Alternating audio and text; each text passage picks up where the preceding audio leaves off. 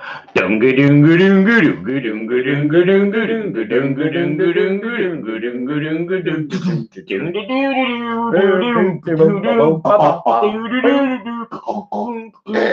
that time for the Burky and Badger Board Game Babble Show.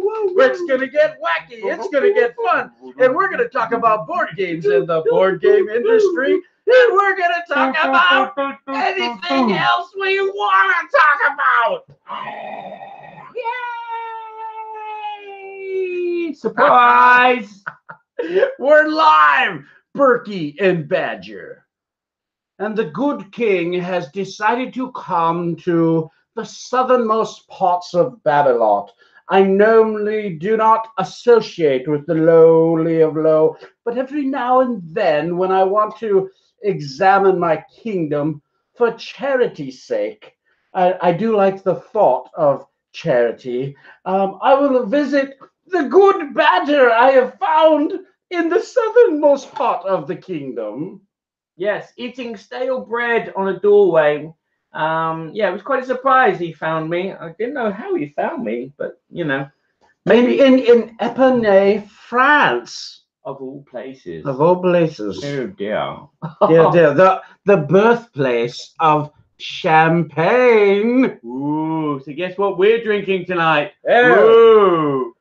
Vulcan's blood and Andorian brandy. Cheers. Maybe it's just syrup water. Hello and welcome to the show.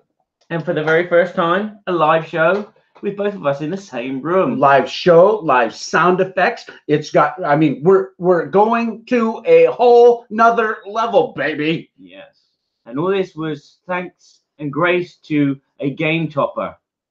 Game toppers. Okay, sorry, there's an S on the end. The game toppers. Game toppers. Game toppers. Yes, we have come to hopper your topper. We've hoppered our topper. And what's going to be happening in this show? Well, it's going to be a bit different because we're face to face. We're face to face. For some reason, we are not talking over one another. No. It must not be the delay. It must be not the delay.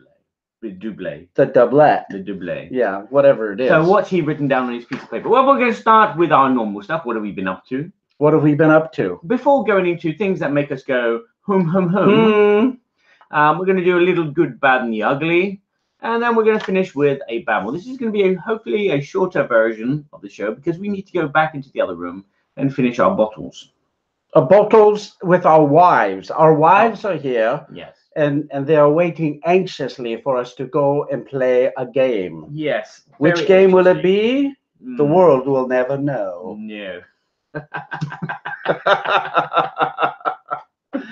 You notice too, I'm sporting my Red Raven t-shirt. Oh yeah. And you like Red Raven games, yeah? I love Ryan Lockett. He's a genius. We were at Gen Con. Ryan actually gave me this t-shirt, and it's got that soft fabric that I like so much better.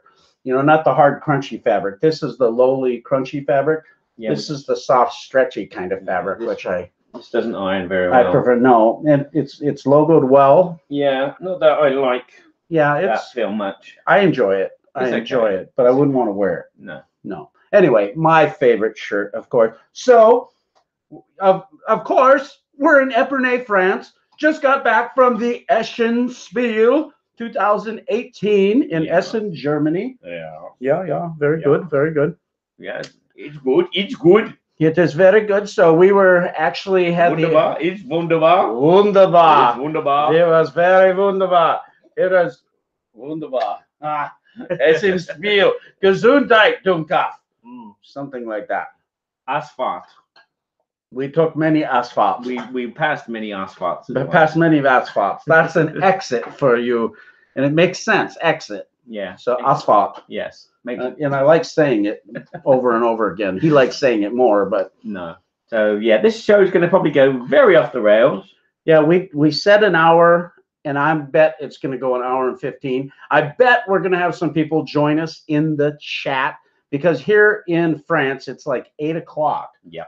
So back home, it's about 1 o'clock. Or maybe 2 o'clock, or maybe 3 o'clock. Depending on when you turn this on. Yeah. It would be that. Yeah, Yeah. that's true. Well, I had the opportunity actually of going to Essen, Germany with my lovely wife, Joan, and we were able to bring a pallet of game toppers with AEG, Alderatic Entertainment Group, which was just such a joy working with John Zinzer and Nicholas and the whole team there. They were able to demo some game toppers in the booth. So game toppers had a presence. And Stormforged Games also was doing Dark Skies, or Dark Souls, excuse me, their Dark Skies, Dark Souls, whichever. Anyway, they were also demoing they were demoing their games on Game Toppers, and we had a couple here for my good friend Sir Barry of Dublin is now gracing his studio with a luxuriant, wonderful game topper with the game topper bag. Yes, very kind of you. Very generous gift. Gypped. I've only had one drink. Gypped works. One drink. Got gypped. Oh, we got gypped. Yeah. He's had one drink as well. So Just yeah. Yes. To the king. oh, to the king, Gesundheit. Gesundheit. I'm gonna have to edit. People will think there's some stuff in there, which it's just sugar water, it's right? just sugar water. It's just sugar water. It's sugar water. Yeah, but you never know what you put in stuff over here. No. Well, it's just been such a fun time going to the Essen for the first time, and had such a great time working with those guys at AEG. They were demoing the game Scorpius Freighter, designed by David Short. And just fantastic game. They were demoing War Chest, which was a big hit, and they sold out on it. Yeah. And all that. Yeah, quit vibrating the table. Yeah, the cameras on the table. It just feels so natural and comfortable. Okay, fine. But maybe it's so nice, it right? is so nice. So anyway, that was a fantastic time. Also, the main reason that I actually went to Essen, Germany, was to find out how can we bring game toppers to all of Europe. So I had tons of meetings with different distributors, different people who could connect me with people who could do fulfillment of large boxes. The buzz over game toppers at Europe was just fantastic. I met several fans of game toppers saying, when can I get these here? So that was super exciting. And we've got really great news, a lot of fantastic leads on how to do that. So when we do our next Kickstarter, we're coming to Europe, baby. Oh yeah, and that will be pleasing for everybody. I mean, we played a couple of games the other day on the table. Yeah. But so far it's been an enjoyable experience. It's covered over the crappy plastic white table that I have. We shall see. I am looking forward to playing a bit more and getting used to not walking into these implements which are sticking out of the side, because I don't have it. I'm not used to it yet. Just click it into place. I'm not used to it yet. It's just like I'm gonna forget. It's gonna be one of those things. Will it break though? I can do like a crash test dummy test on it. Stupid people that forget that they've got a game topper and I don't want you to crash into it. I don't, because I don't like the and I don't want that yellow cross sign thing on your forehead. Yeah, because the height is, as you can see, about that high. Yes. But we don't want to do any damage there, do we? No. So Essen was fantastic, and you were there helping out Bombaics. Yes, but I thought we were going to talk about this in the Babble subject. Yeah, but we're gonna talk about that too, but we're just talking about things that we're up to in Babblot, of course. Okay, yes. Well, on the outskirts of Babblot. On the outskirts of Babblot, we went to a French grocery store. Ooh, yes. And we bought all kinds of stuff, and we don't know what it is, but we bought it. Hey, Rick. How you doing? Rick's in the chat. How you doing, brother? How do we look? Do we look sexy together? Put on my sexy face. Is that a sexy face? That's a sexy face. So yes, so 2018 has been the year for us. You have released your game toppers. We have met for the second time. Gen Con, and now Essen. Who'd have thunk it? Who'd have thunk it? I mean, we've been doing this podcast for 2.5 years. 4.5 months. Yes, 4.5 months we've been doing this podcast, and we've already produced 2 episodes. 62 episodes. Yeah, this is 60. It's actually, Barry thinks it's over 4 years, and it's not. Because France is way slow. Yeah. 2.5, 3 years, whatever it is. 62 episodes. Who'd have thunk that? Who'd have thunk that? And then who'd have thunk that we'd get to see each other? And who'd have thunk that we would thunking together? I never thunk it. You never thunk it? No. Not in my bed. And then when it happened, I didn't believe it was real, but it was real. And then now we're in Essen, Germany together, having our families here, having, there's something that they do here in France. It's called aperitif. And they do it a lot. Kabuki Kid's in the house. Who knows about aperitifs? Do you know about aperitif, Kabuki Kid and Rick?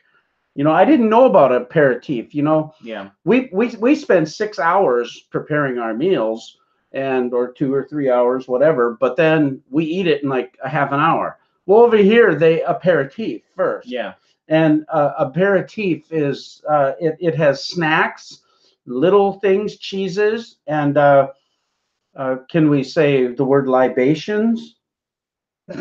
Can you say libations, Barry? I can say pair of teeth because Goofy's got a pair of teeth. Big teeth, but yes, a pair of teeth. No, not a pair of teeth. Aperitif. Aperitif. Ah, see, ignorant as well. She says, yes. Yeah. I don't believe it. And so ratafia, I just want to say, is his new medicine. Excellent. Yes. Excellent. Yes. We met your father-in-law, Denis, and Francois.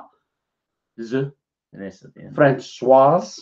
Yes. If it's Francois, it's a man. Francois is a man. Francois. Yeah. So no, Francois and Denis. Stop it. See, it's jiggling because of all the movement. We're very excited. Yes. And maybe we should take the double component tray off so we don't put our arms on it. Yeah, that's okay, a good idea. Done deal. All right. Now, well, touch your knee. Thank you. Thank you very much. So from there, we are going. Kabuki Kid says, when I was in Spain, I remembered having a late night supper after dinner, and that was unusual. Yeah, you know, they go for 3 hours. It's crazy. Yeah, in Spain, Italy, you start probably eating around 9 o'clock and go all the way to midnight, and then you go, and then you have a final nightcap and you go to bed. Yeah, Joan and I, we're ready for bed at 8 o'clock. You know, we're old folks, so that's the way that goes now. But yeah.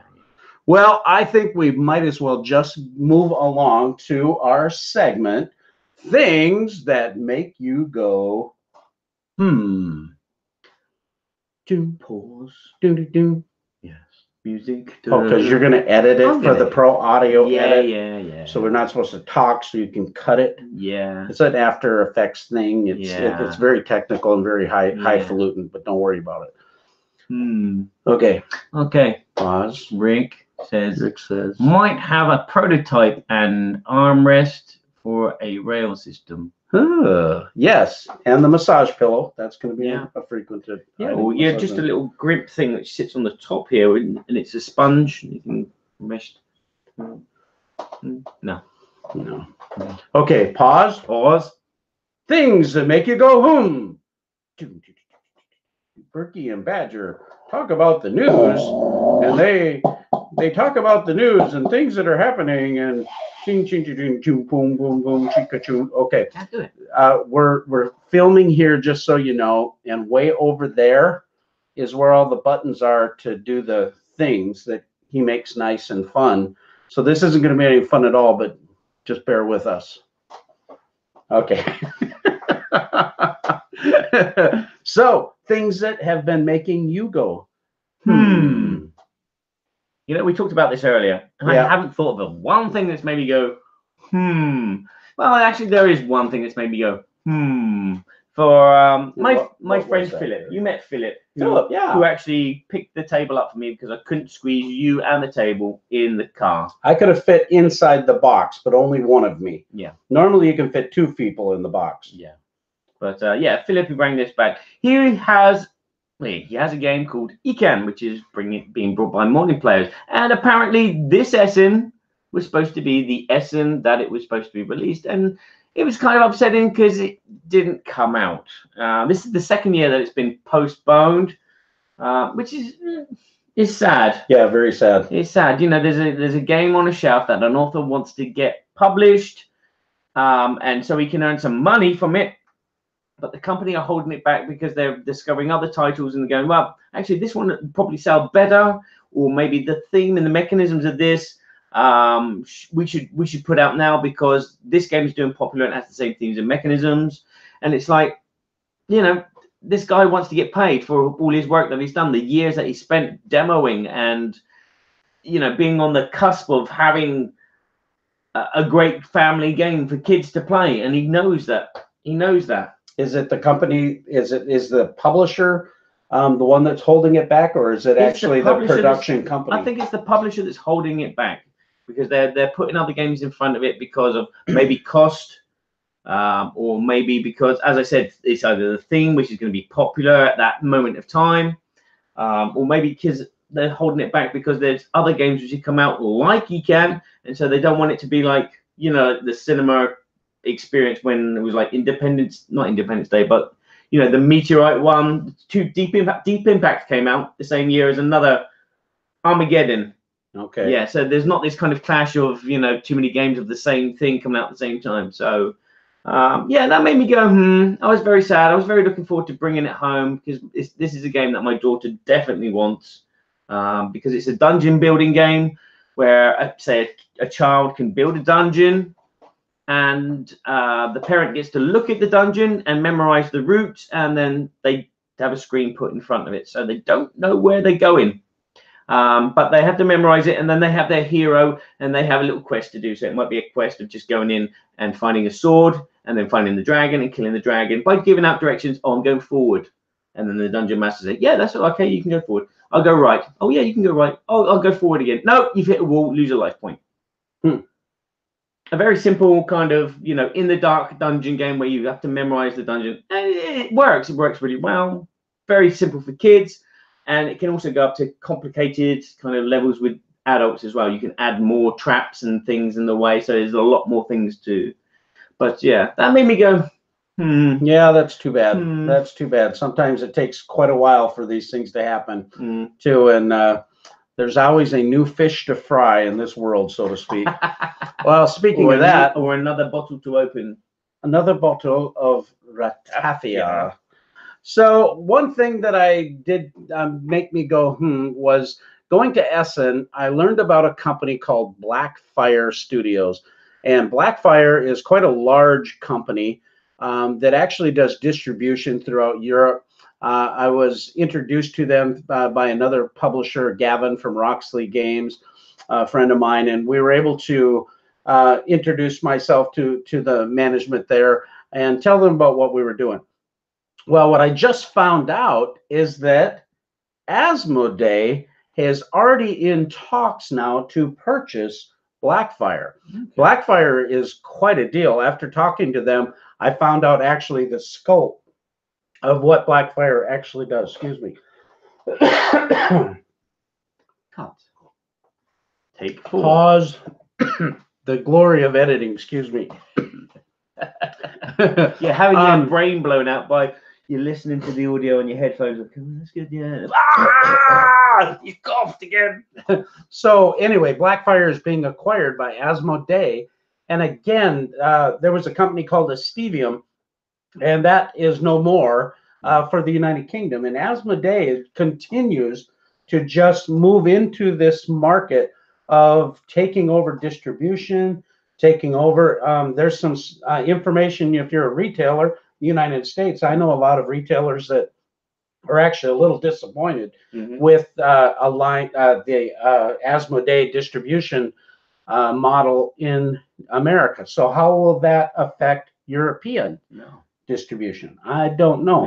I don't know exactly the scope of what Blackfire is doing, but it definitely made me go, So Asmodee, they had a huge presence at Essen. Yeah, I heard a number, and I probably quoting it incorrectly, but I thought it was something like they took 18% of the Gen Con floor space last year was all Asmodee. I mean, it very significant nonetheless. Yeah. And it's because they're just taking over so much in this hobby. Yeah. So it made me go, Yeah, I didn't know Stevia. I didn't know that they'd gone.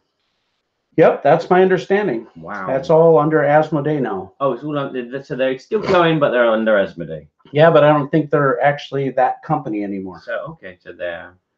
From what I understand. So correct me if I'm wrong on that, but yeah. Yeah, very interesting. Okay. Well, there's our things that make you go, hmm. So now we're going to do the good, the not so bad, and the ugly after we hear from our sponsor, Arcane Wonders. Okay. Good comeback. Good comeback. Well, I'm a professional. But I'm a professional. Oh, yeah. Now you professionally do the demo. We already agreed to this. What? What? I wouldn't do it if I was you. Oh no, okay. Hey, stop touching the table. Oh. It's so nice to touch. Crickets. It's so nice to touch. It's so beautiful. I can't help it. You know how they reboot Kickstarters? I feel like we should reboot this show.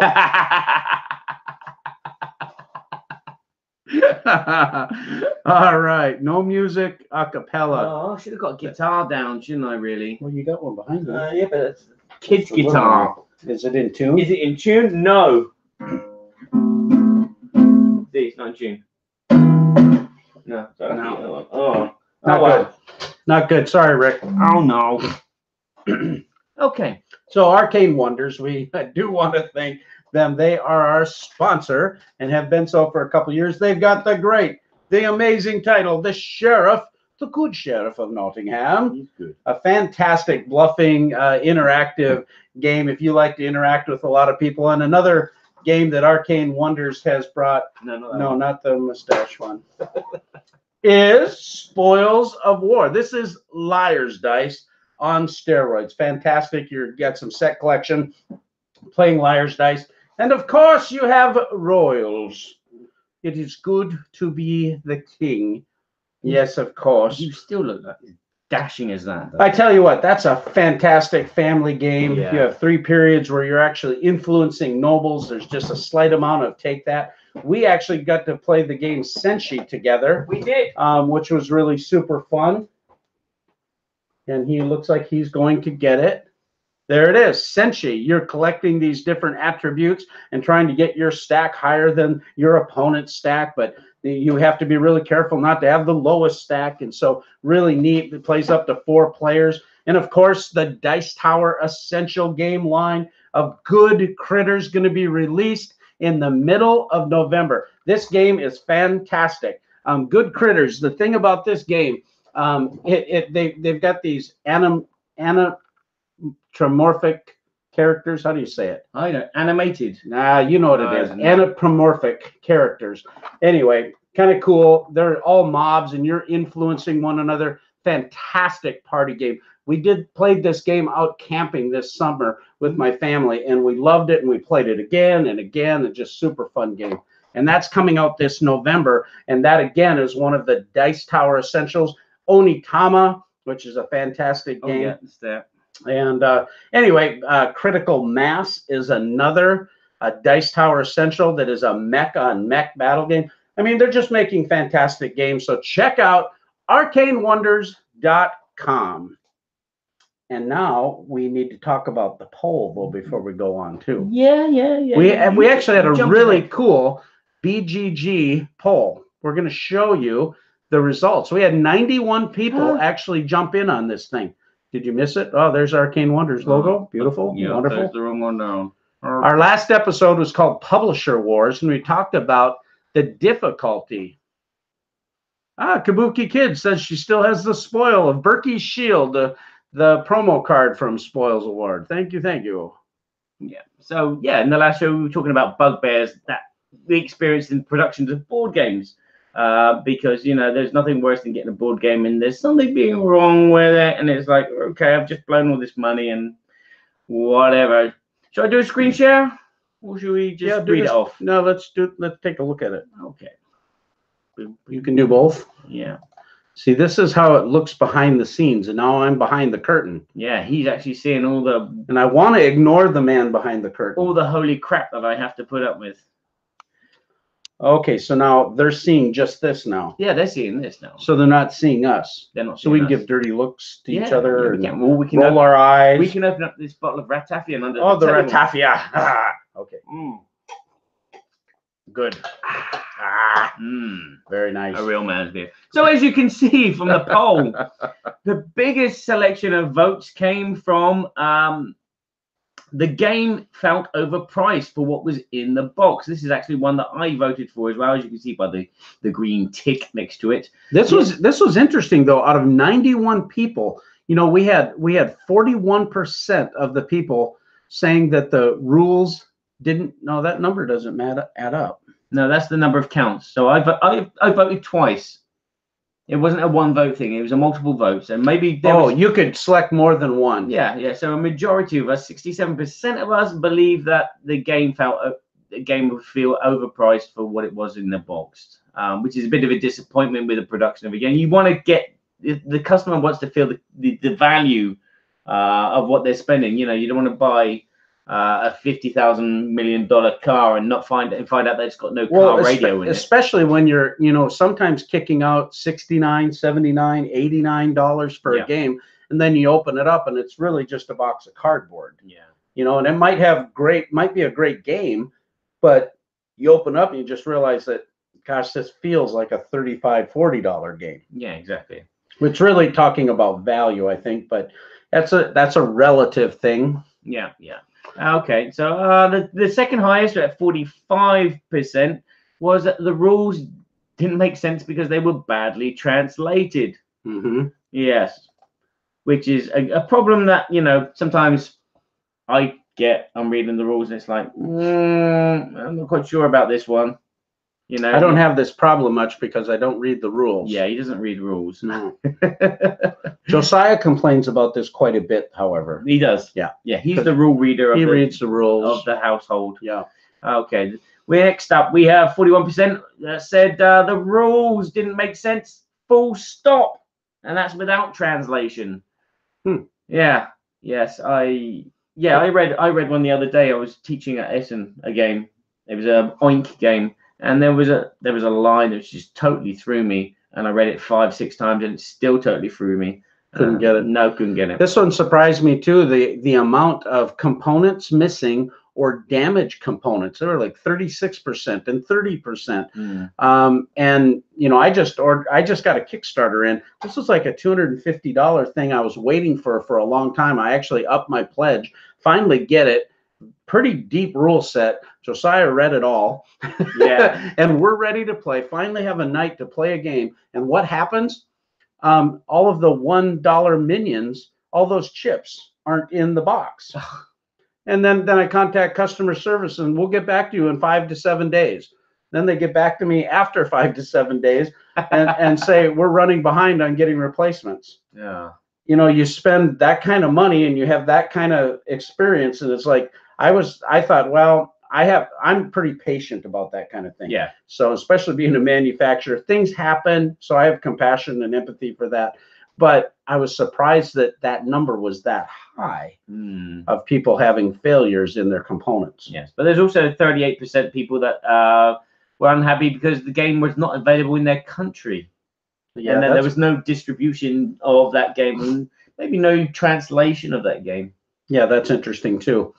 We're going to talk about that a little bit more in our Babble topic. Yeah, and there was some others. There was a 2% that said other, and this is one that I was really intrigued by. It's a guy called lady. Sorry, you can't tell with Board Game Geek if it's a boy or a girl, but it's Taiyin Sa, who said that their pet peeve is basically the clarification of the game. Some games that they feel are not well played and play tested beforehand. Oh yeah, yes. Sorry. And so the game is kind of broken, and that's their biggest bugbear with the game, as well as like bad translations. And, I can kind of relate to that. It's really annoying when you play a game and you think it's this, and all of a sudden the rules are not exactly working properly, or that it's broken. Mm-hmm. I mean, how many people complained about, was it the Thing of Snow by Might and Wallace? And it was broken because of one card. It was overpowering. Yeah, yes.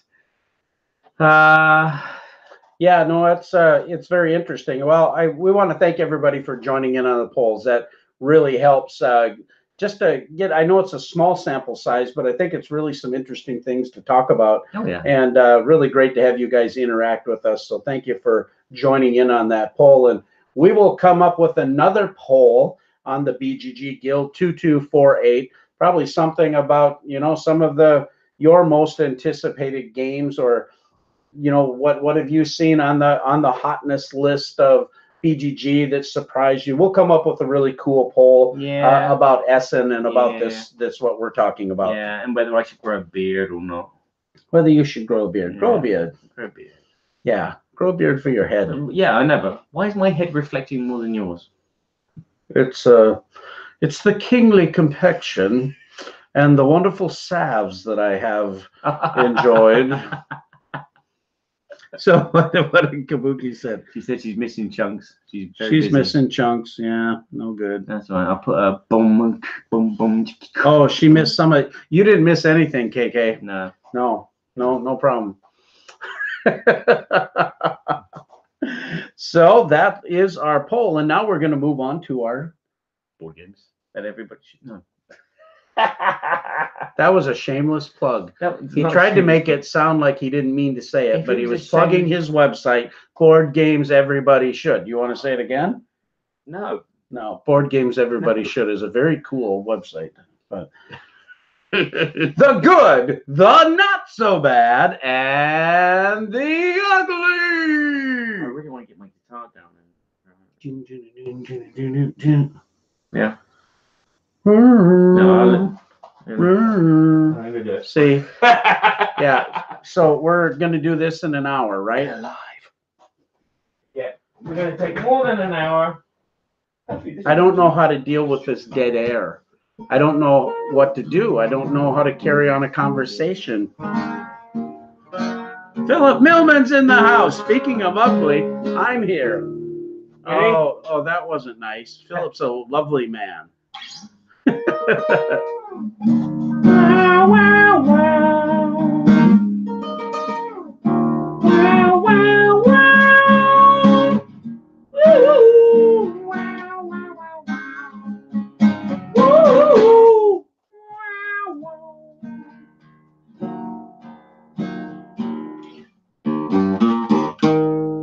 wow. I haven't played it for a long time. Maybe. Very nice there, Barry. There we go. See, we don't need the CD player. I could just do it there. We don't need it. We're done with drops. Yeah, we're done with drops. Everything's gonna be live, and I don't know. Let's go back to the drops. We don't need any education. Vamp. Okay. Pause. All right. Okay. The good, the not so bad, and ugly. What games have you been playing? Do you want me to go first? You can do, because I haven't played many games over Essen because I've been working my behind off teaching Imaginarium. I could do. Yeah, I've played 2 new games. So yeah, you go first because you got 3 there. Okay, I'll go first. I'm going to talk about a game. We both know what it is, so normally we do the guessing game thing. Yeah. He already knows, but I'm going to do it for you so that you guys can try to guess what I played. This is a game that has a worker placement element. Incredibly thematic. This game was on my #1 wish list to pick up at Essen. We might talk about it a little bit later. Mm-hmm. It has something to do with a forest and some very happy men. Could it be the Sheriff of Nottingham? No, it's not. No, it's not. Similar. Very, no, it's not similar even.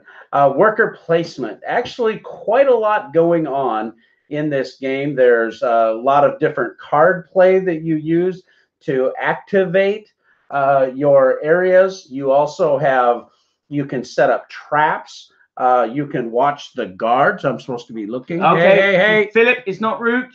No, Philip, it's not Everdell. it's not But Everdell. Kabuki, it is.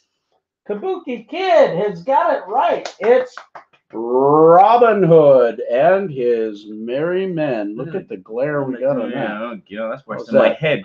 That's a little better. Wow. Hello, Paul. You got one of these? Does it feel nice? Pretty cool.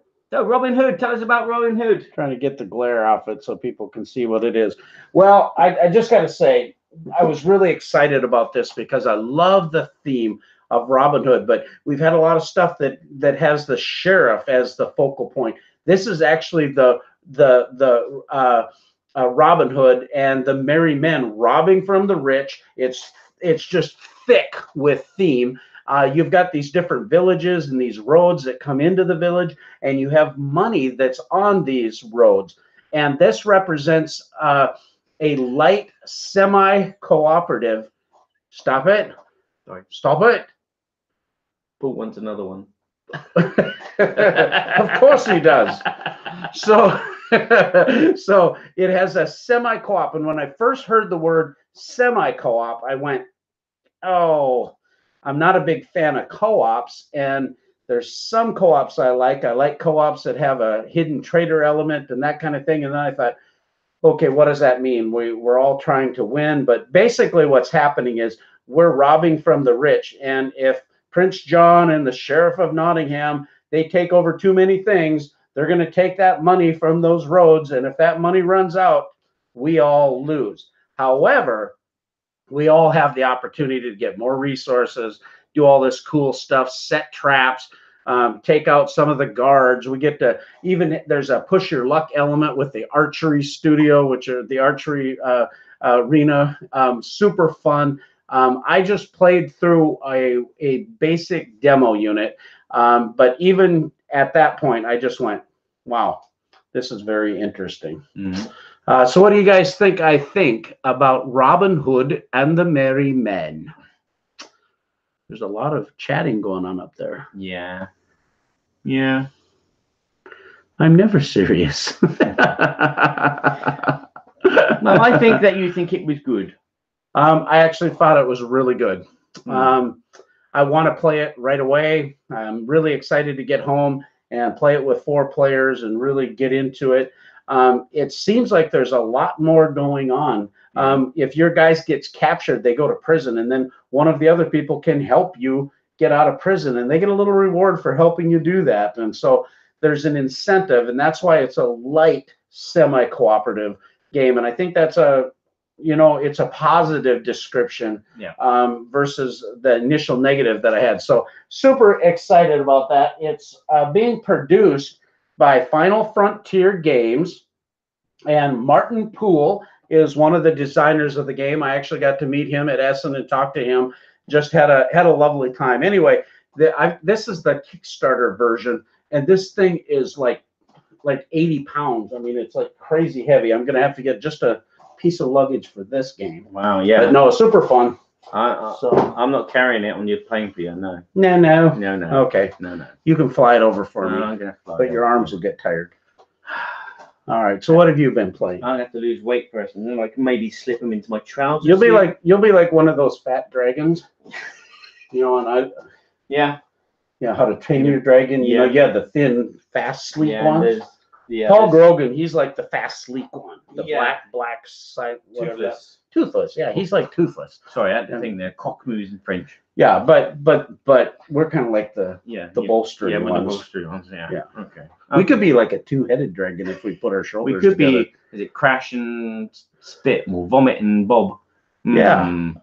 You do the spit. I'll do the flames. Yeah. You do the ice. I'll do the mouthwash. Yeah, and then I'll light it. Yeah. Okay. Yeah. Okay. Yes. So Philip wants to know if any of us are going to BGG. Yep, going to BGJ, brother. Not me. Sorry. Is going early. We're going to have a full booth there with Ben from Daedalus Productions. Have a full 20-foot booth, and we are going to have 20 toppers they're for special sale with BGG, and it's going to save everybody a bunch of money on shipping. So if you're at BGG and you can handle carrying a topper in your vehicle, it's going to be a good deal for you. That's a slight dig, wasn't it? He has very small vehicles over here. These are not Prius friendly. No. Or Renault friendly. Renault friendly. Renault. Yes, or a Palo.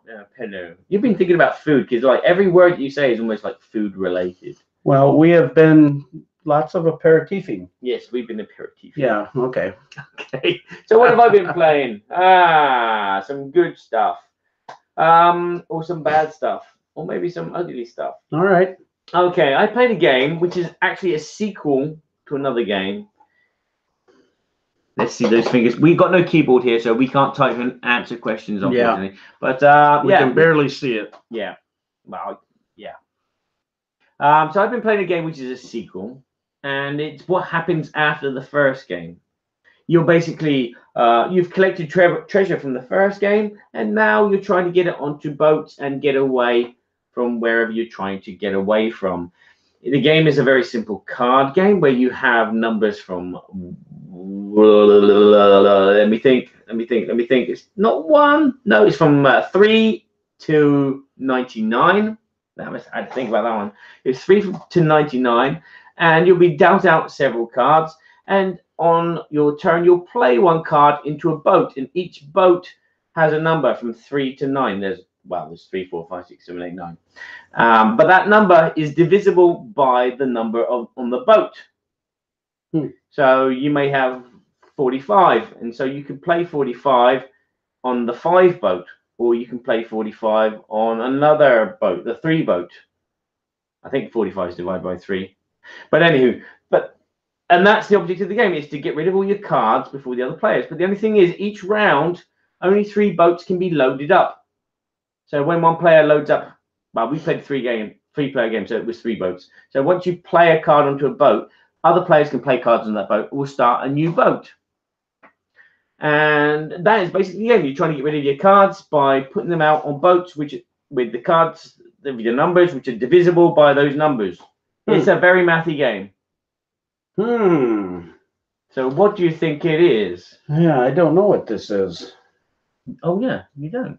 I don't think so. It's over there. Would you be able to get it? That box on the top there, the small one. Oh, I do know what it is. You do know what it is. No guesses in the chat? All I can say is oink, oink, oink. Yes. That's a good clue. That's a good clue. Oink. We should do this more often.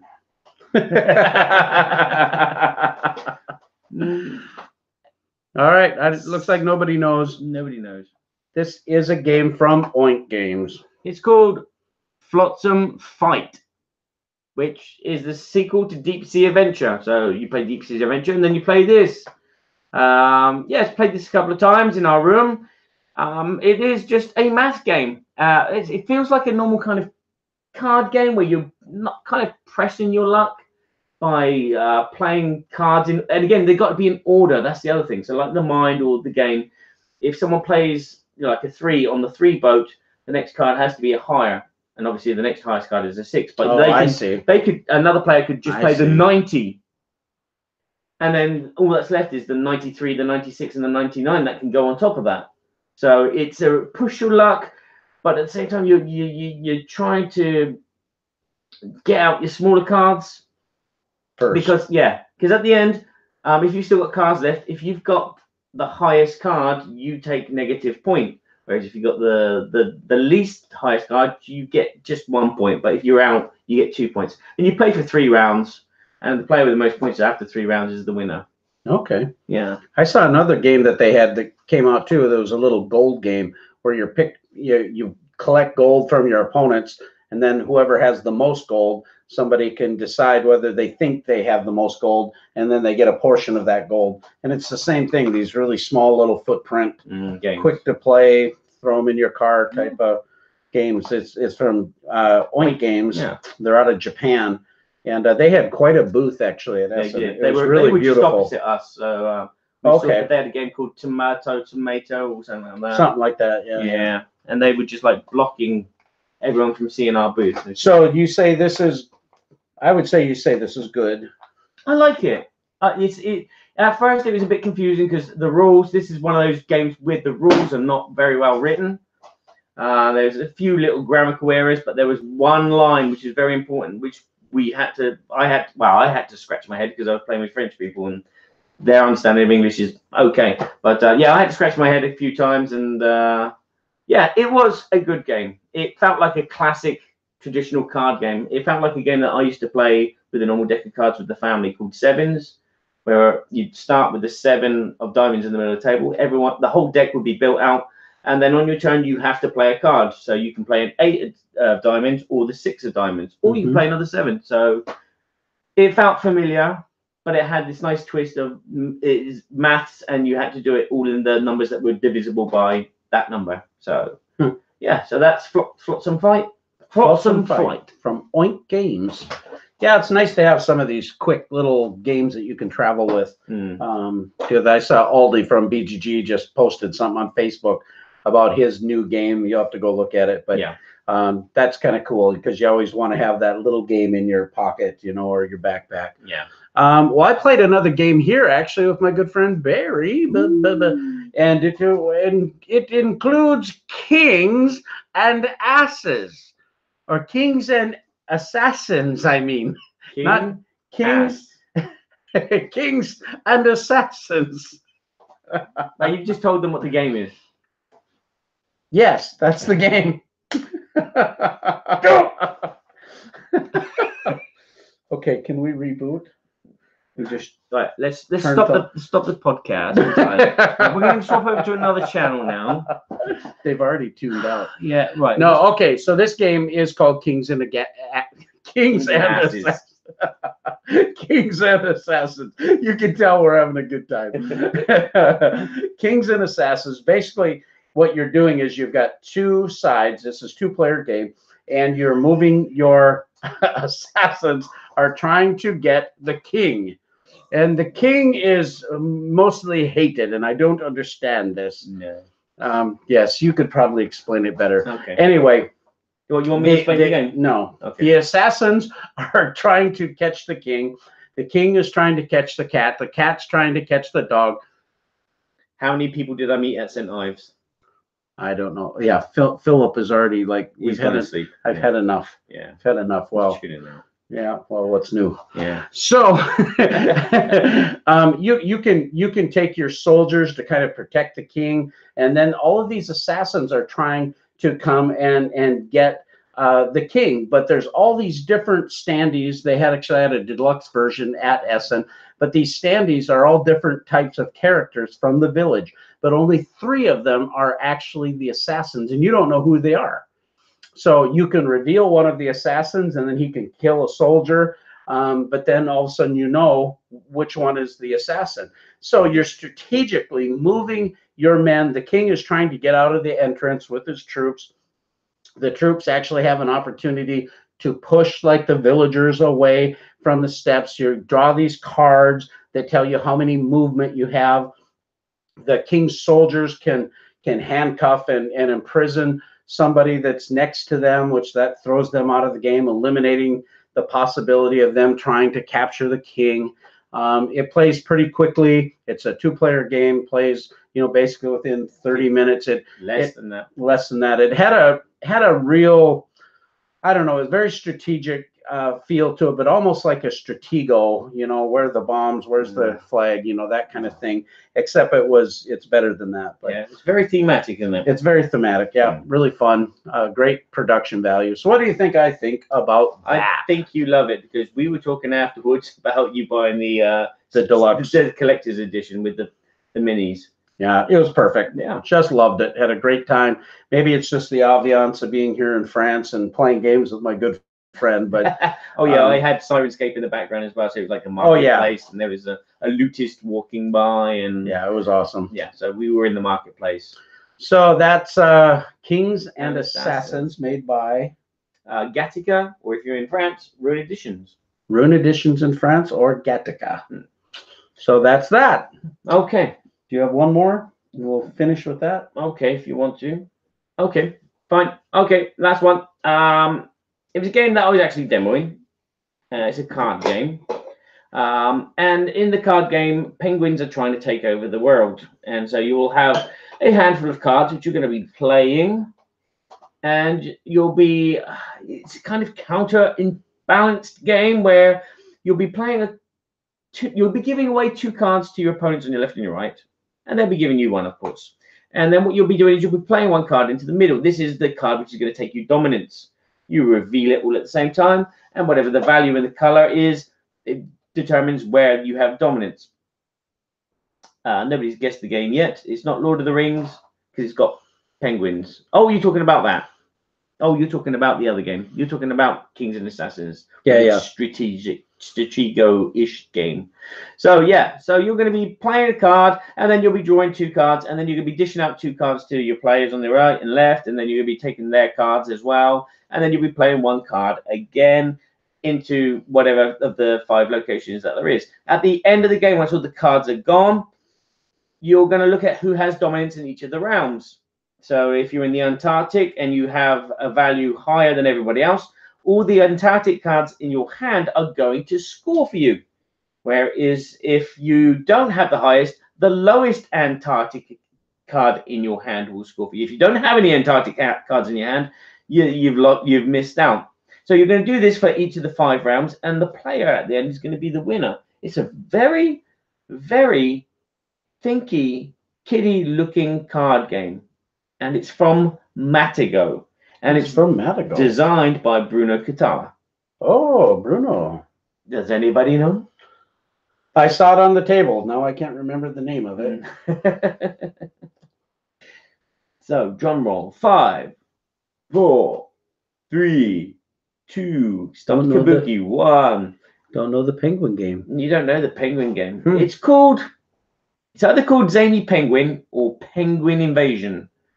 Because we have the German and the English version and the French version. But those were the ones that... I think it's called Zany Penguin in English. Okay. Okay, by Bruno Catala. Small tin box, cards. Looks like a kid's game. Not a kid's game. It is a real kind of brain burner game. Because you'll have all these cards and you're like, well, which cards should I give away? And which cards should I keep? And then it's like, which cards should I use to try and gain control over a domain by their value, and which card should I keep because they're going to score me at the end of the game. A very, very, very, very kind of deep, complex, but very quick playing game. You can play it in about 10 minutes because you start with a deck of 18 cards. You're always drawing 2 cards, as I said, dishing out 2, collecting 2, and then playing one. But what do you think? So what do you think? Well, you're demoing for Matago, so. No, not you were for Bombayx. So Bombayx, yeah, not Matago, sorry. Because this was on the Bombayx stand. Yeah. Yeah, I think you probably think it's good. I don't know if you really like that kind of heavier, thinky. I don't know. It's okay. If comparing it with the Flotsam Fight, I prefer playing that. That just had something about it. It was thinky, but at the same time, it was enjoyable. We should play that with the wives tonight. Yeah, we could do. But yeah, the Zany Penguins is okay. I don't think it's going to please everyone. As I said, I'm playing it and demoing it at the same time, so I'm not really playing it. Because again, I'm like looking out the corner of my eye, seeing if there's another table which needs help with a question or something. So it wasn't really 100% of the game, but I think it was not so bad. Not so bad. Not so bad. Cute artwork. There's some special powers included because when you've got cards like a 1, 2, and 3, they're very weak. So they have powers on them, so you can look at other players' cards, or you can kill 7, 8, and 9 penguins when they arrive on the table. So yeah, it's quite an enjoyable game. But I'd have to play it a few more times before I'd say, yeah, this is good. It's definitely a very interesting concept of, yeah, as I said, deciding where your cards are going to go, what cards you're going to play, and what cards you're going to keep to try and score. Yeah, Zany Penguins by Zany Penguins. Bombayx. Yeah, he read my mind. It's like he's like he's in the room with me. It's really incredible. Well, that's what I do.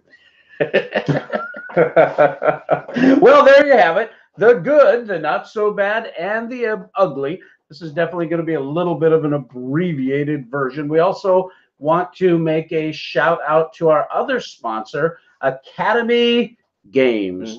And Academy Games has just been so gracious again too to sponsor and help us out with the show. Academy Games has just made some of the most fantastic educational games, but more than that, even though they are highly educational, the games are just fantastic, good games.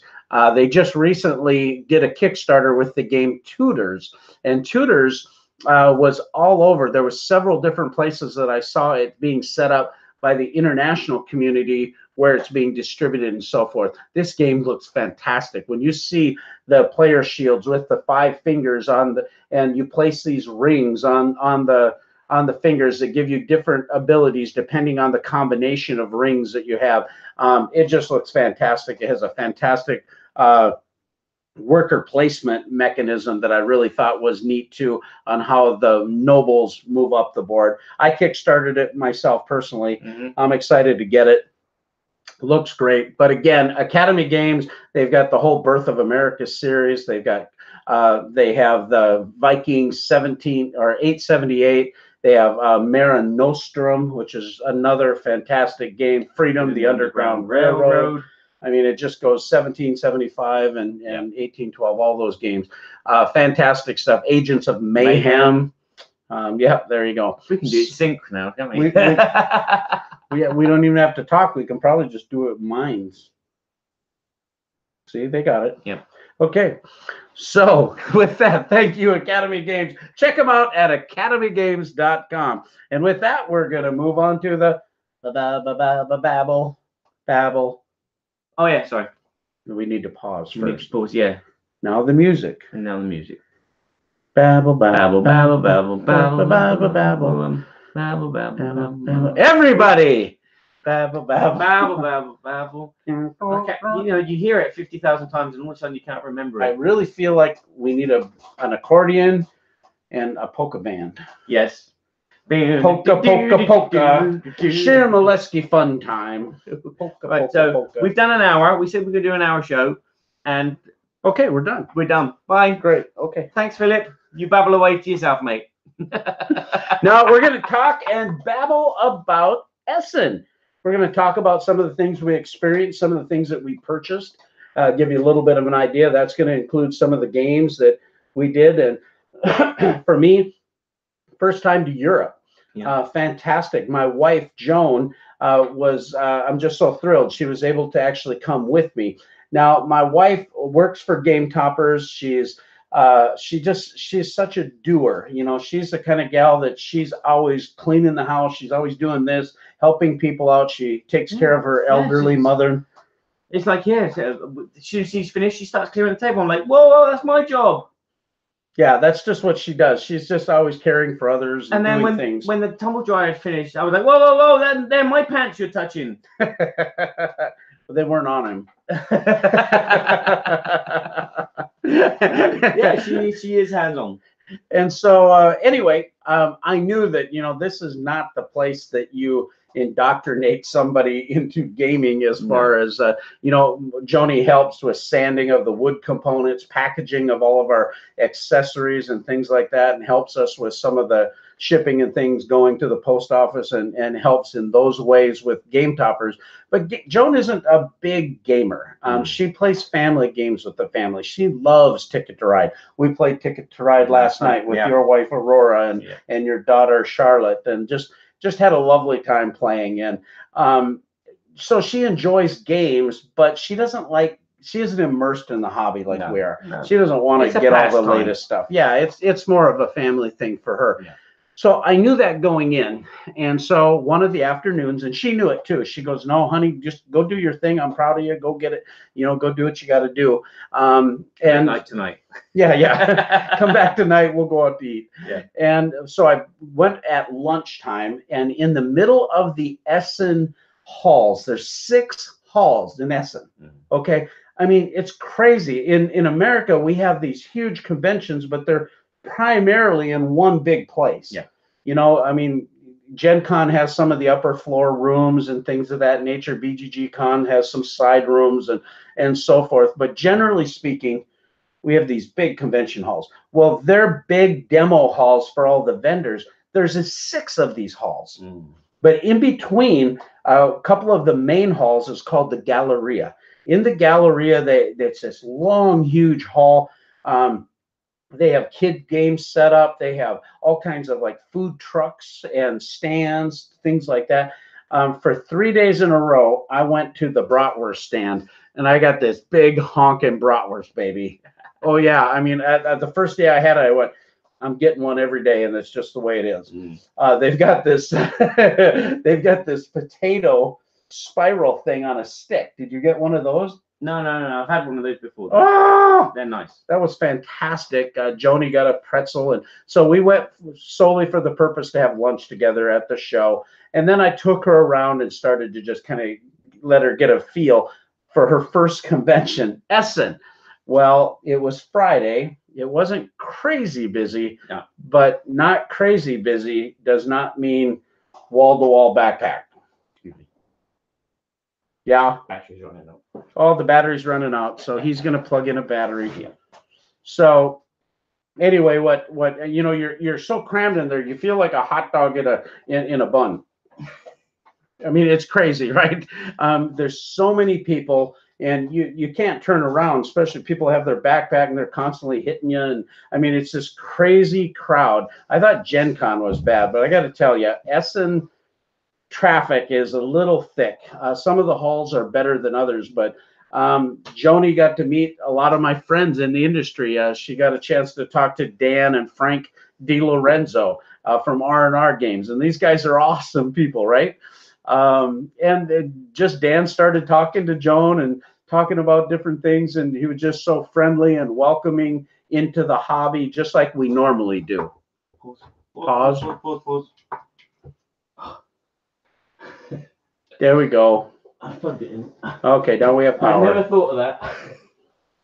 And this again is the beauty of editing. Yeah. Because if I plugged it in while you were talking, it might have gone click and missed a word or something. So anyway, I was able to bring my wife. We went out to several dinners. We went to the one place that was really fantastic called the Steakhouse. That was fantastic food. We sat next to a couple, 4 people that were from Switzerland, and we're sitting there eating. And as we're eating, we're starting to talk about a couple things. We kind of overhear each other. They're right next to us. Before you know it, we're all talking about games, and we're talking about game toppers. And the one guy was like, "Oh, I'd really like to have one of those. I didn't know they were, you know, that was super fun." Just, I don't know, there's something about this hobby that just brings people together. I think it's the fact that everybody was together at Essen. It didn't matter which restaurant you go to.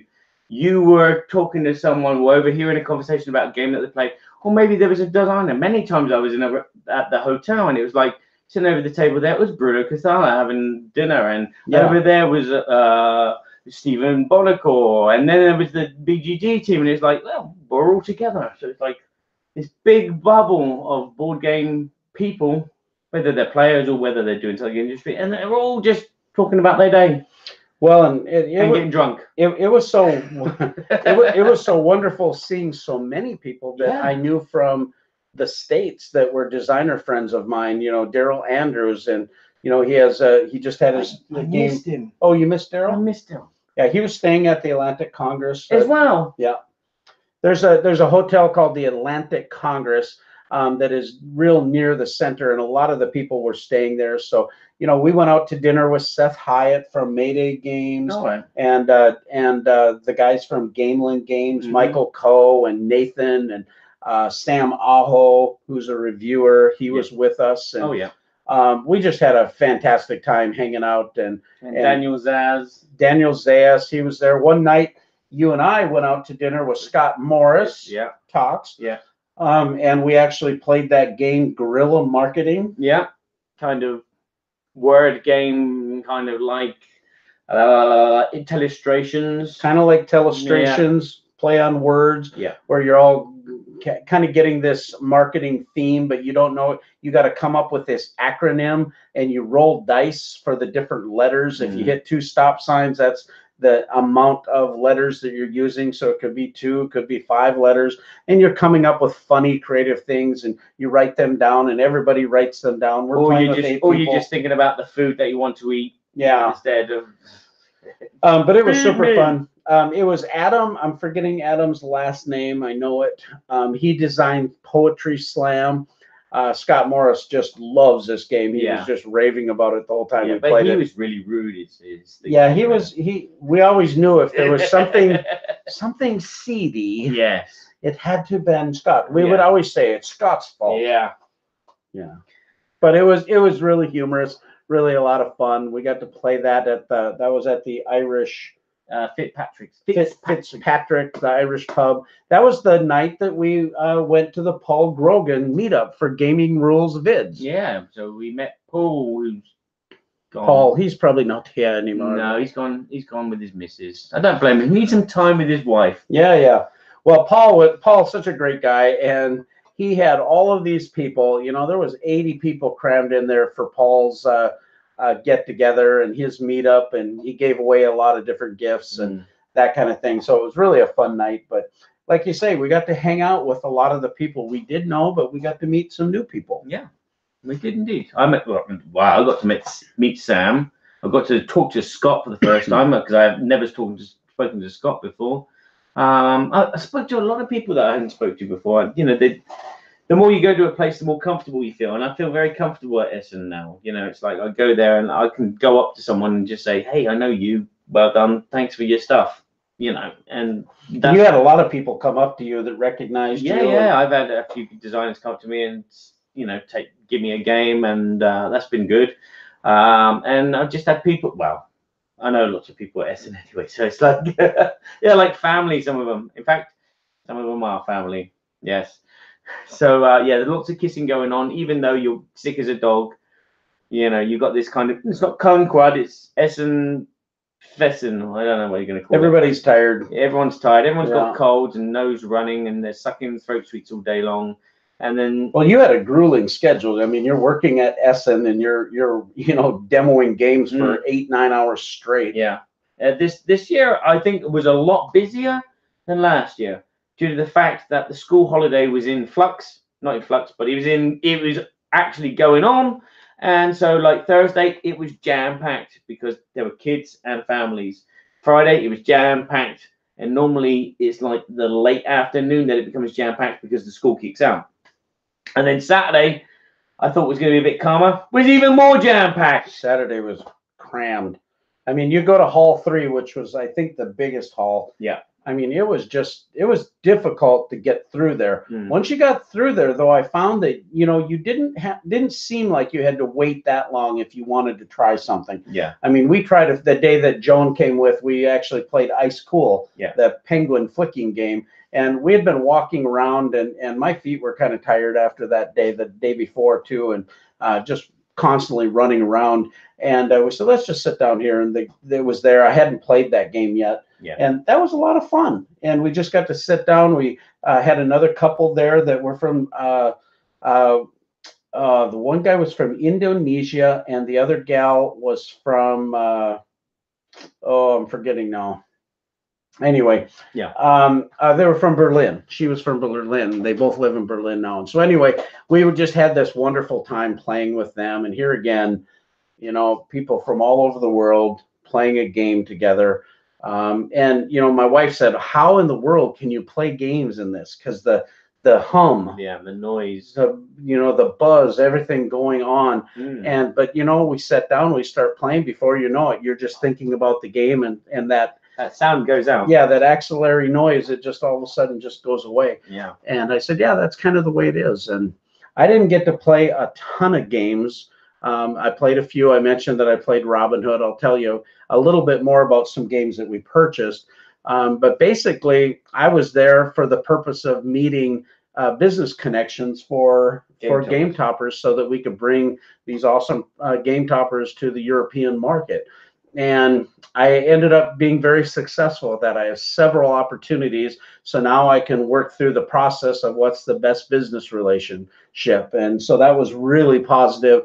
And basically, mission accomplished. I still have some work to do while I'm here in France, but it's exciting to know that the hobby is bustling like it is in Europe.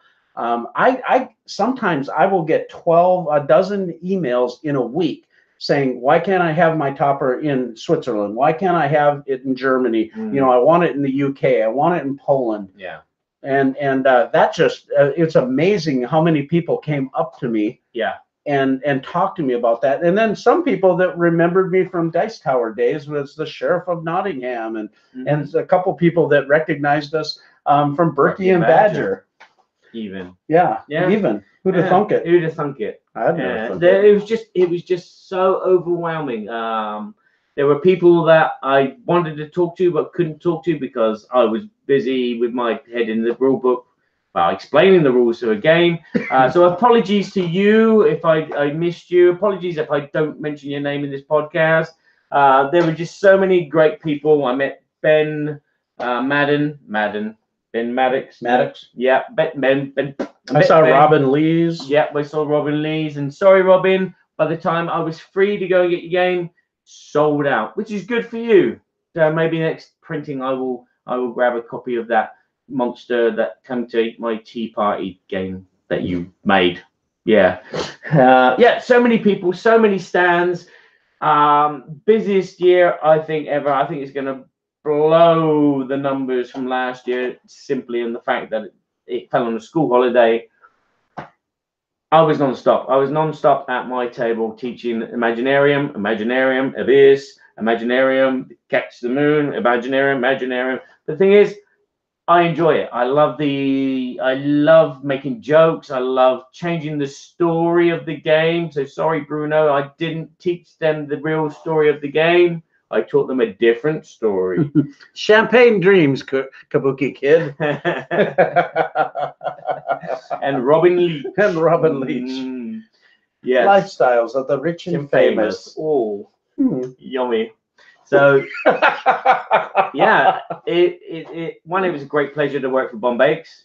Imaginarium, when I first played it, I was like, not bad. But the more I taught it and the more I played it myself, the more I enjoy it. It's a great mechanism of, matching machines together. But you're all doing this by paying resources. It's a resource management game. And of course, I definitely love the expansion for Abyss Leviathan. It's so much more fun.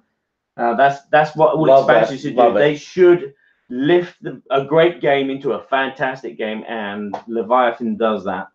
So very proud about that.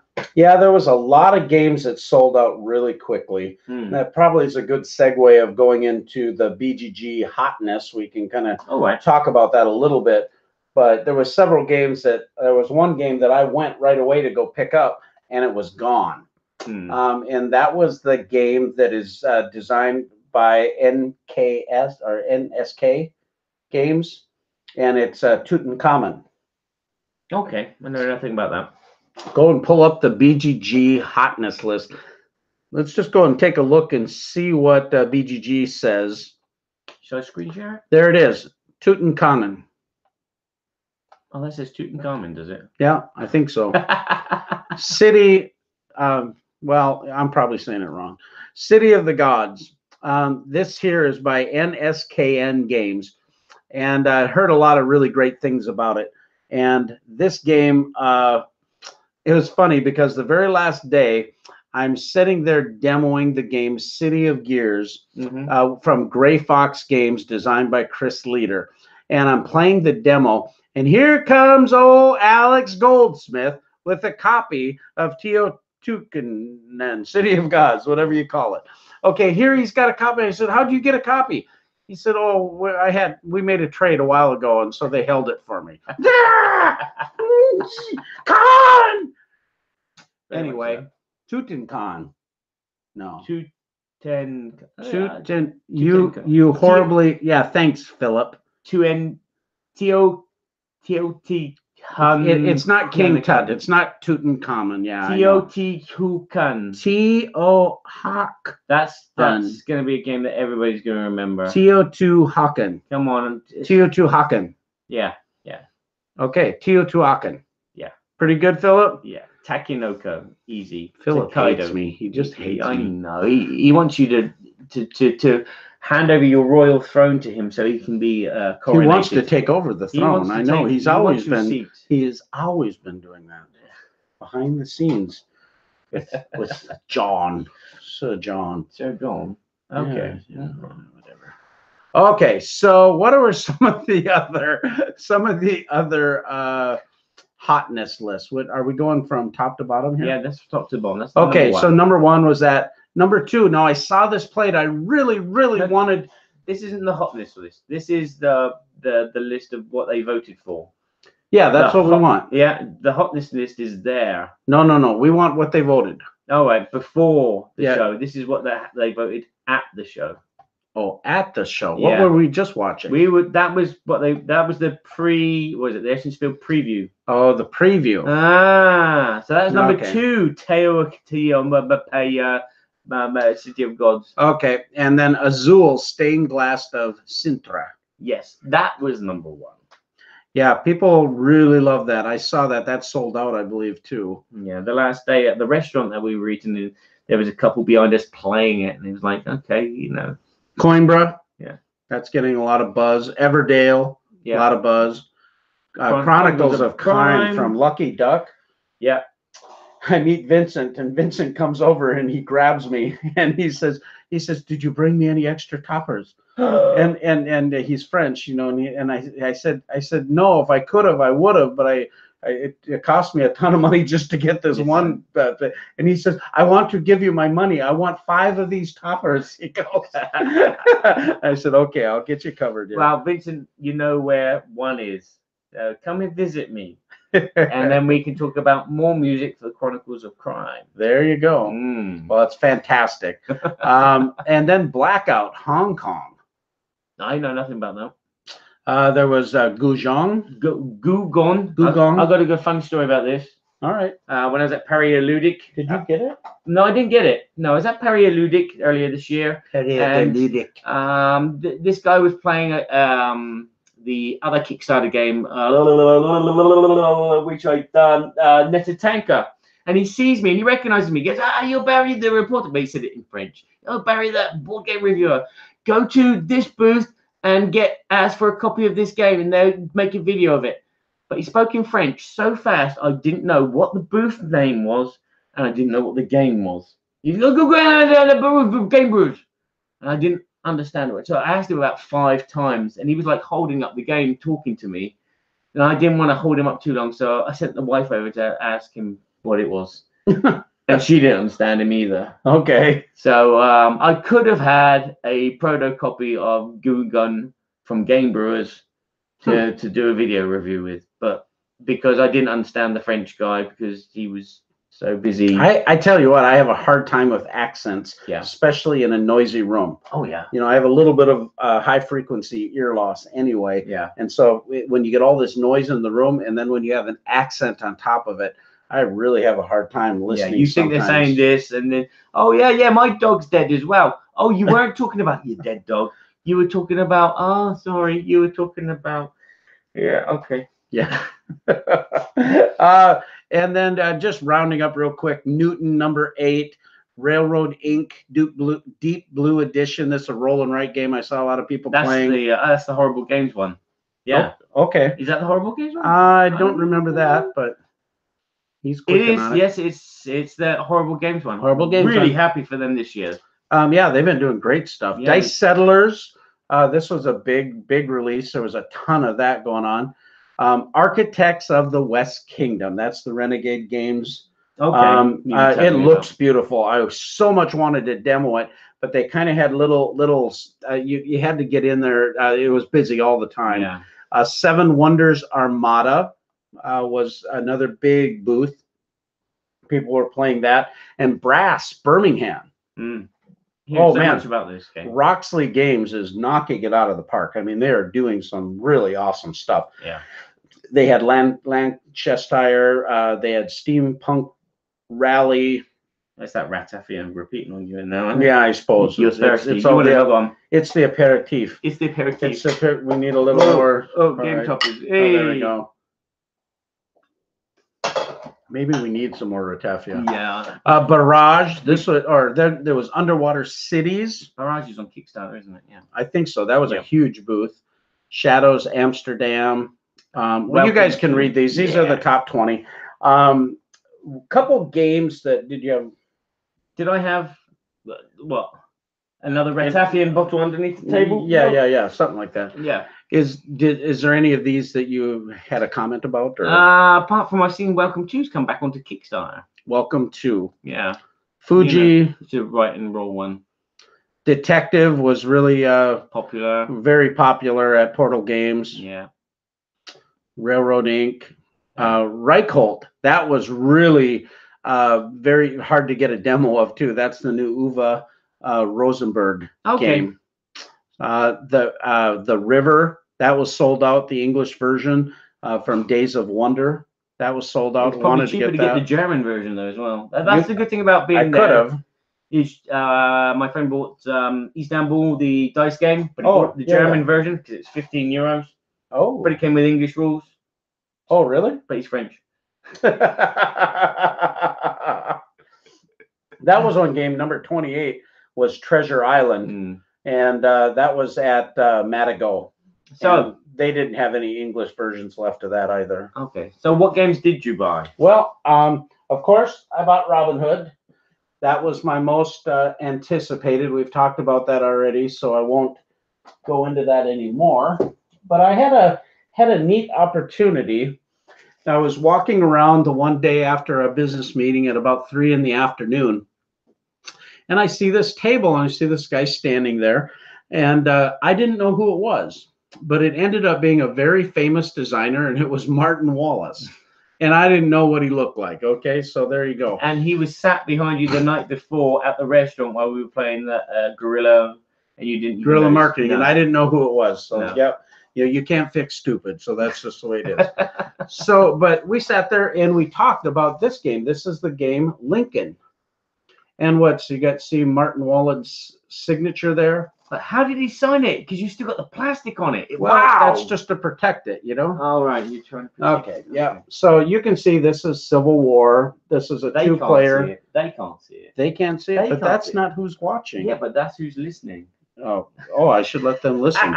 Here, listen to this. So on the bottom, you can see there, this is going from the north to the south. This is considered a deck deconstruction game. Okay. So you start out with a bigger hand, and then you're going to play your hand. You're going to put troops out there, and you're going to have different abilities. If you win so many as the North, you're going to get some advantages on the scoring track. If you lose too many, you can actually lose the game. And you have this limited amount of cards, but eventually you're running out of some of those best cards. Okay. And so anyway, it looked really awesome. I'm sure Josiah and I are going to love this. I really enjoy Martin Wallace's games. So that was Lincoln. Do we want to go back and forth here, or do you want to? I didn't buy anything. Well, you got some games. I've got some games, but I didn't buy anything. Well, show us what you brought. I don't want to. I want to surprise my fans. Wow. Well, they're on a pile there. Yeah, I got a pile. One of them is Fog of Love, which was given to me by John Perkis. Fog of Love. Of Actual Low. So thank you, John. It's very kind of you to think of me. I will probably love playing that with the wife. Obviously, I got Flotsam Flight. I received a copy of Fertility, which is from... Fertility? Yes, from my friend Cyril. Cyril? Yes. He thought you were very fertile. Yes. Yes, he knows that I love Sapiens, so he thought, and I do love it. I played it at Paria Ludic. We have Orbit Battle, which I know nothing about, but apparently it's like Luxor, but better. So I liked Luxor quite a bit. Luxor was really good. Queen Games. Yeah. Abracazam, I'm going to do a video of next week. And I've got Globe Twister, which I got to play against the designer while I was waiting for I was supposed to have an interview with someone else, and in the short time that I had free to walk around the halls of Essen, it was like, okay, while I'm waiting, I'll play this game here. Oh, and then I played it. I'll tell you about it later. That's one I forgot to do on the good and the bad. So I'll talk to you about that on the next show. I've also got a Jurassic Snacks, which is another Bruno Cathala game. Oh, and then the Snitch, which is from Jumping Turtle. I got a game that is one of my all-time favorite games. My family loves this, Concordia. They've got the new Venus expansion. They had a big double box that was really wide that actually had the base game, the Salsa expansion, and Venus all in one box. But I already have all the other ones, so I actually got that there. Super cool. Mm-hmm. And so I was super excited about that. My good friend Glenn Drover from Forbidden Games has a game called Raccoon Tycoon. This here actually is an economic and an auction bidding game. And it's got all these really cool little animals that are running their railroad tycoon type of thing. It's just super fun. The artwork looks awesome. I can't wait to play this game. I was super excited about it. It looks like it's got paper money in it. It does have paper money, but the money actually looks pretty cool. Okay. I'm not a fan of paper money, and so I'll probably end up changing it with my coins. Yeah, it has some Japanese feudal coins or something. Yeah. Makes sense. This is a game, and this is something that I think is really interesting, because when I saw this is from a company called Ruby Games, and it's called Leaders. Now, Leaders, when I first set up to look at the game, they had all this war map pieces design all around. They had had some helmets and sandbags, and it had kind of this motif in their booth. What's Kabuki saying there? She wants Concordia Venus so bad. It's awesome. Just looks great. But anyway, Ruby Games. So I talked to them. They're a German company, and basically, when I first grabbed this game, you can see on the back here what it looks like. They can't see. Oh yeah, here, look at this. All you this is for the hearing impaired. Yeah, this is for the audio podcast. No, this is for the blind people to see it right there. This is for the podcast listeners. It's written in Braille, by the way, too. So if you can't, anyway. I broke this cut plastic on it. Yeah. So you can see here the map actually looks like Risk. And that's funny, because the first thing the guy says, do you like Risk? And I paused for a second and I go, it's a trap. I said, I used to like Risk. I mean, back in the day, we played Risk like crazy. And I played all the varieties of Risk, Anyway, my favorite Risk of all time, by the way. Go on. Risk Star Wars. No. Risk Jaws. No. Risk Babylon 5. Lord of the Rings. Lord of the Rings Risk.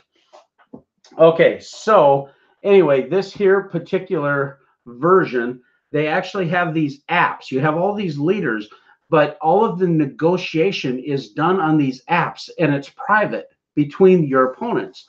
And your headquarters is all managed on these apps.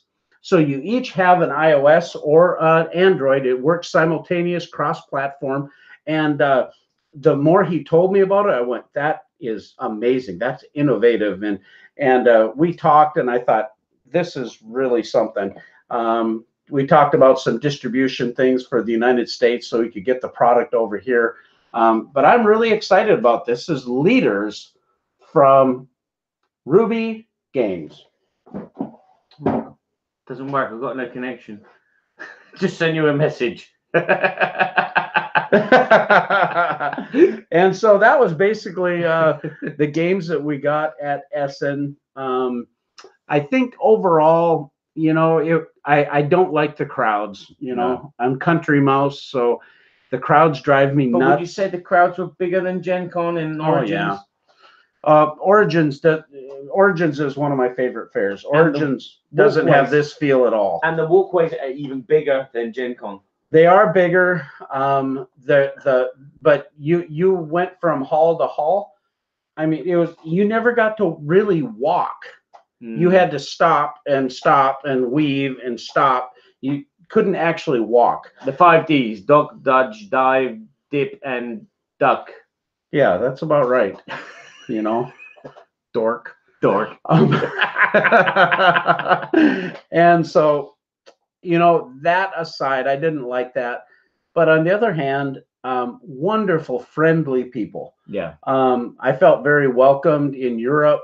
I'd say now Ignacy Chevicek is a good friend of mine from Portal Games. Yeah. But immediately he sees me and his face lights up and he says, "Welcome to Europe."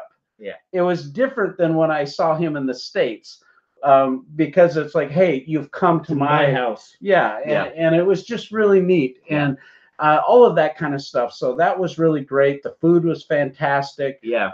The games are amazing. Sorry, Gen Con, food's not good there. No.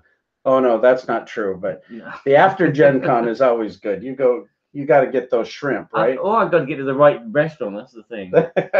He couldn't handle the horseradish. I handled the horseradish. You didn't handle it. I handled the horse, but I wanted to taste shrimp. I didn't taste shrimp. It's about the horseradish. It's not about the horseradish. The shrimp are like you might as well little cats. might as well put like a jar of mustard on your steak. You know, and I'm talking about a jar of mustard. You know, like French mustard. Yeah. So anyway, along with that, there was a little bit of Essen drama last year. You know, we had a lot of drama at Gen Con with a couple different things.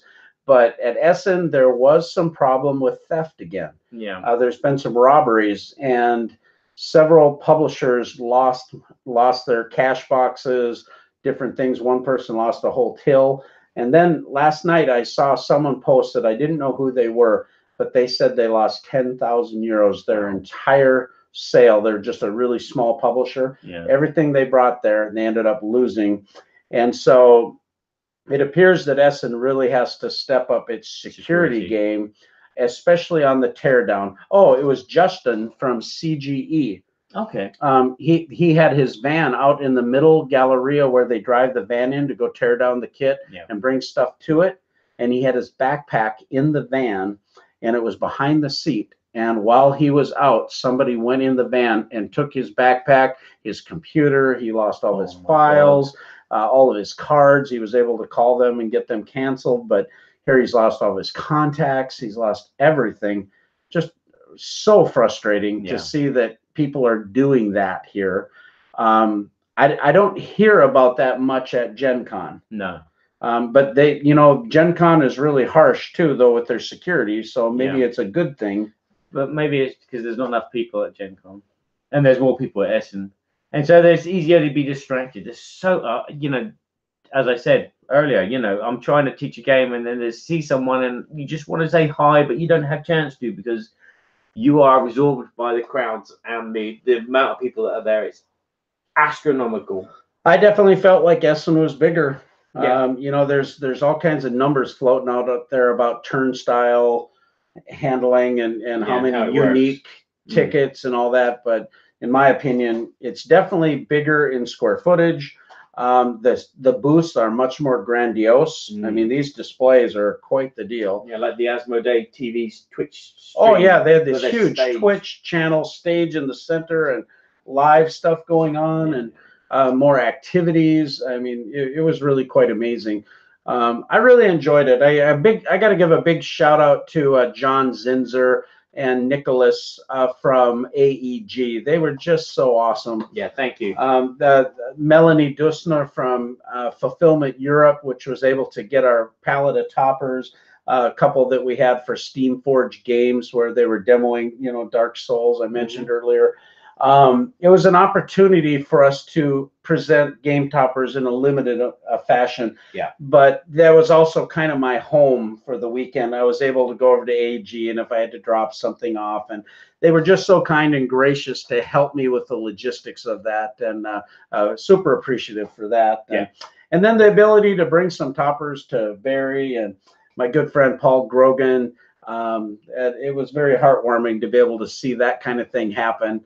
And now to be able to spend time with Barry here, this is also probably one of the highlights, probably more so than Essen, but that story is still unfolding. Yeah, well, It's going to be finished by tomorrow when we go to Paris and we say goodbye. We're going to Paris to say goodbye.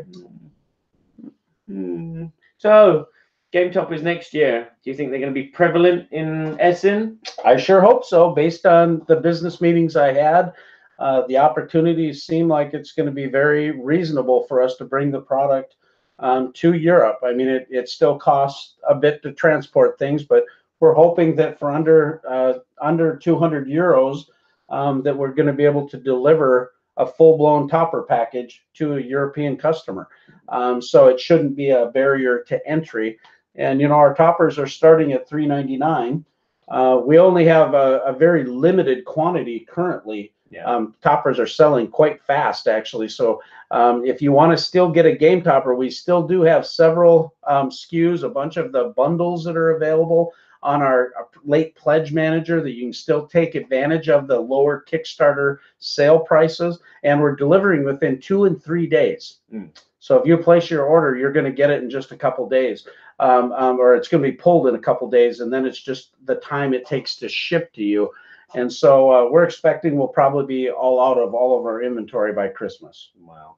And will we see the royal eminence of Burky at Essen next year? I sure hope so. If we're able to bring toppers, we're going to have a presence here, and that's yet to be seen, but everything looks really good. That's good. Then we'll make sure that the throne is ready for you next year. We'll revisit the throne. We'll revisit the throne, and we'll have 3 toilets in the house. 3 toilet.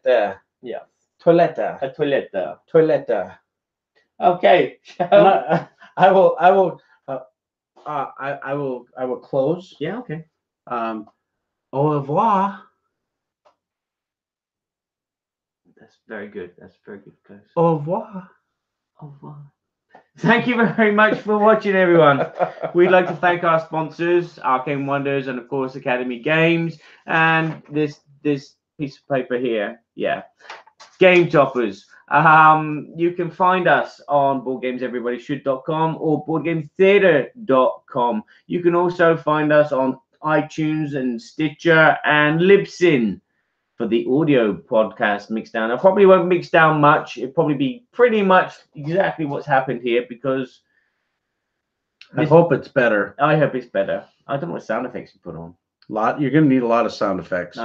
We'll see. We'll see how good the audio is. See. Yes. So thank you everyone for commenting. Thank you everyone for voting on the poll. Bonjour. Look out for the next poll on the Board Game Geek. S'il vous plaît. Geek poll 2248. C'était? Yeah, this is me being serious and you being a tit. That makes a change.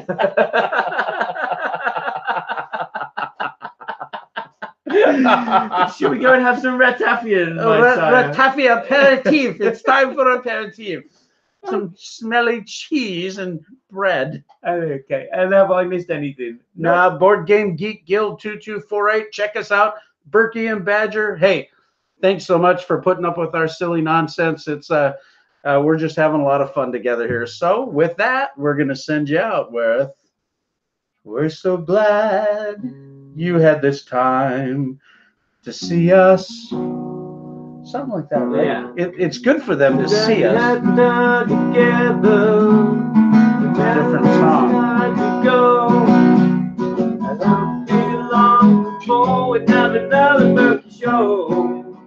Okay. Keep us in mind and get online. Burky and Badger will be back in no time.